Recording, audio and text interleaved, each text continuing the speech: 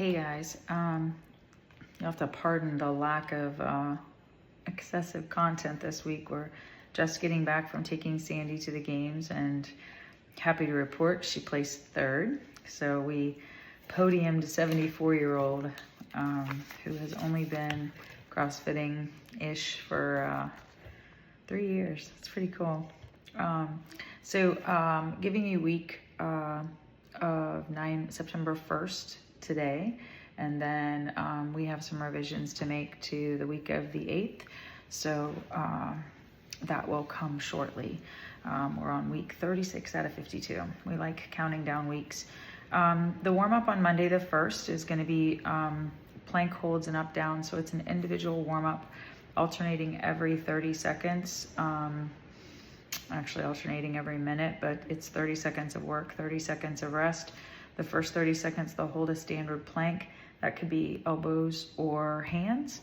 And on the second alternating minutes, they're going to work on a plank up down. So from a hand plank down to an elbow plank and then back up. I attached a video of that. It is kind of difficult. If they can't do it, we're not fans of knee planks, but this is more a moving plank. So we're going to allow them to go to their knees to try the elbow to hand plank. If you have some super studs, which we have a few, I attached a second video. I would say that it's the same movement, only both arms at the same time. Instead of alternating, it's a lot harder. It's a lot more tricep dominant. As I searched it, I found it rather to be called a tricep. It's sort of like a floor press for triceps. So I attached the video. That's a lot harder. Your people that have good push-ups and great planks, good tricep strength might be able to do it. So that's the warm-up, 6 rounds of that. And then we're still in Poliquin. I believe this is the last week. There may be one more before we transition into traditional programming. So your back and triceps on Monday, same thing you've been doing, and I'll repeat for, I think Cassandra's with us now, 3 rounds. All sets are unbroken reps. So the 6 is unbroken, the 12 is unbroken, and the 25 is unbroken. And certainly you'll have people who try something harder and can't make it, but that's the goal. A 2-minute rest in between sets. It's 6 bent over rows, and we found the greatest success pulling out the benches and using 1 knee on the bench, 1 hand on the bench, and a single dumbbell row instead of a barbell bent over row. As heavy as possible. That's obviously our strength piece. Lateral pull downs with a band. We found the easiest way to do that was to put the bands on the high rig and widen the grip and straight arm pull down with traps down. And then finally 25 banded face pulls, so the band comes into the face instead of low like a row. So 6, 12, 25, 3 rounds of that, 2 minutes rest in between. And then we have triceps again, 3 rounds as a superset, all unbroken, 6 seated or standing. So your arms are up overhead, dumbbell tricep extension, 12 banded tricep press downs. I have a funny go back and forth with Janet when this comes up because they're easily confused. I sent her a little video message today because the number of times that I corrected the same person who couldn't remember what the bicep curl was with the band and they were doing an upright row with it. We should just expect to continue to repeat ourselves with these people. Funny side note, I'd had a conversation with a younger athlete whose sister is in our program, and she said, I just don't understand why you guys just don't 3, 2, 1 go, and if they're not ready, go without them. And I thought this is a bunch of, like in our gym specifically, our target market is, it's almost like a little kid that you try to bring into CrossFit that has no coordination, no spatial awareness. They don't know the movements, they don't know the acronyms, and you're trying to teach them a new sport. And imagine that on the far side where we've never done these movements, we don't know the acronyms, we don't have spatial awareness, we don't have good body awareness, and we lack strength. So it's even worse. And that's where the care factor being so high and giving to these people to just kindly remind them, this is what we're doing this time and not what you're doing. Yeah, I did a lot today. One of our athletes had told us she's 78 and her daughters went to the doctor with her and had all the papers signed because they are afraid that she's starting to need help. And this athlete recognized that she's mentally failing, and it just tugged at my heartstrings because it makes me very emotional because our job is to keep them independent. So anyway, tricep banded press down, which sometimes can look like something completely different. Just kindly remind them what they're doing. And then 25 diamond or narrow grip push-ups. What they're going to end up doing, we maybe have 3 people out of maybe 4 out of the 100 that can do this banded. 0. None of them can do this independently. If their hands are, their hands are in a triangle, or if they're on the bar, they're like this. And so narrow grip, fists to chest instead of chest to floor, 25 in a row. That's the problem. So make them successful on that, even if you have to bring the bars up or put barbells across the rack at a high level. 3 rounds, 2 minutes rest in between. And in the end, we just have them jumping.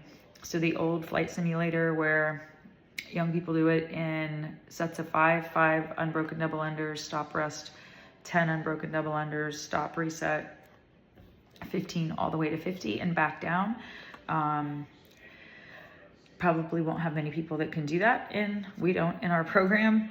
So if they're not working double unders, we do the same drill with single unders. It's still a great drill. And if they are working on double unders, then it's a coach's call how many repetitions they do. Maybe they just do 1 unbroken rep, take a reset, and 2 unbroken, and then reset, 3 unbroken, and they continue to work that, maybe only up to 5 or 10 and back down, or maybe you can get them to 15, but that would be the coach's call based on where they know their athlete is. That is Monday the 1st. Wednesday the 3rd, we have teams of 2. I drew a picture because I'm not at the gym right now, and I don't have anybody to do the demo with me. But it's teams of 2, and I think my stick figure drawing in your programming is pretty good, but they'll have a medicine ball, arms extended, and there's somebody right in front of me also holding onto the ball, and we're gonna squat, keeping pressure on the ball at the same time. A synchro squat, holding a ball, a lightweight medicine ball out in front of us. 6 rounds, 30 seconds on, 30 seconds off, so you can use the same clock for Monday. And then we've got quads and hip flexors and shoulders today for Poliquin.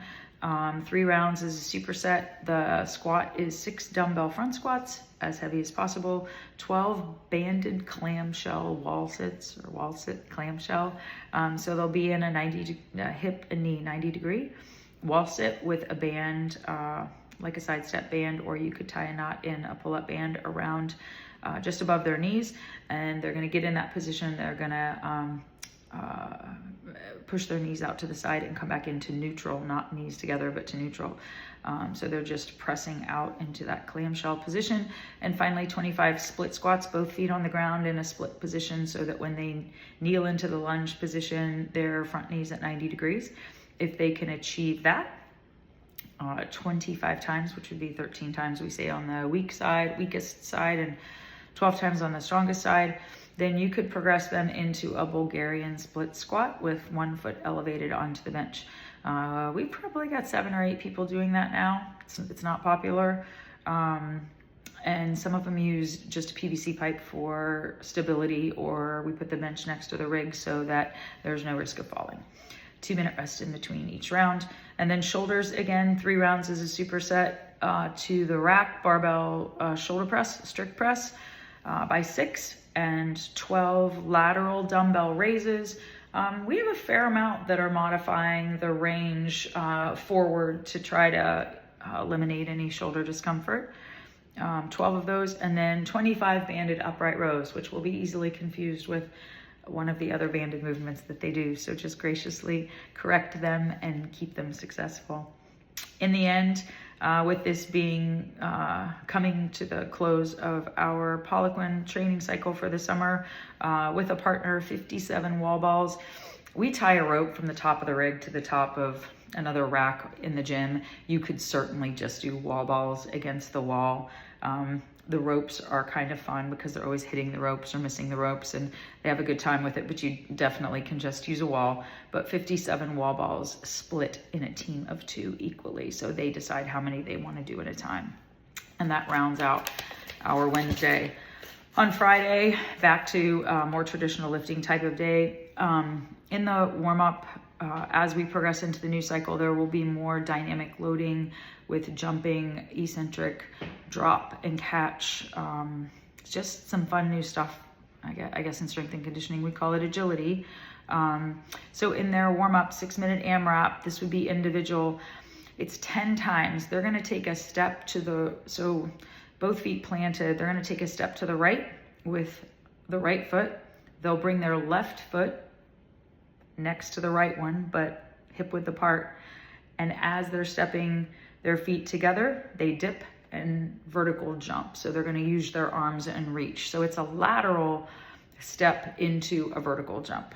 And they'll just go to the right, and then they'll go to the left, and then they'll go to the right. They'll do 10 total, 5 on each side, and then they'll go right into 50 high knee march, and they'll continue to repeat that for 6 minutes.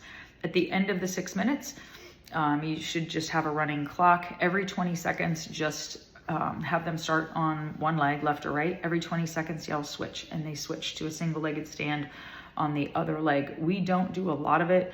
We find a lot more progress with more functional movements. You know, people don't fall because they're standing on a leg and they tip over. They fall because they trip and they don't have the strength eccentrically to catch themselves, and they just tumble, or the speed. So we find power cleans, which are coming up later, a lot more effective, as well as some of the stuff we did with the jumps in the earlier part of this warm-up and our flight simulator on Monday. So they'll spend the last 2 minutes standing on one leg, alternating back and forth. Then in their strength, they'll set up their bench. They'll do 3 sets of 3 and then 1 set of 15. Have fun with that. It makes them think. We'll see how accurate. It'll be a little bit of discovery. If they want to know how to determine that, we put a little tip that their 15 rep might be around 50% of their last set of 3. And if they think that's light, then they'll know for next time. And then in teams of 2 solely to share a barbell, partner them up with somebody of equal-ish load, at least the same base bar. And it's a 16-minute EMOM, so they get 8 rounds each of 3 clean and jerks. Power clean from the deck, most likely, and could be a jerk or a push press. Ideally at 50 to 65% of the load that they may do for Grace. We always do Grace in October, and ours is coming up around the week of the 15th, I believe. That's a Saturday, 18th, something like that. So we're gonna do more clean and jerks just to get them ready for that. And newbies and people who have an early arm pull, take them from the hang, or we had a really interesting connection. I never would have said this in a class of young people, but we have people that we can take them from the hang, and it's a beautiful long arm pull. If we take them from the deck, they start to pull before the bar has cleared their knees, and I don't understand why. But we told them to deadlift it to the hang and then hang power clean, and then slowly try to connect the two. So it's like a deadlift with a stop and then a hang power clean. Got it. Then it's a deadlift, hardly a stop, and a hang power clean, and try to merge the concept of those two together. We're pulling out everything we can for a group of people that have never done this before. And this is practice. If they've got the technique, it's strength for load. And that is the week of September 1st. We're already in September. Hopefully it will cool down. And I think that's it. Sorry for the tired face and voice. We'll be back to normal next week. Thanks, guys.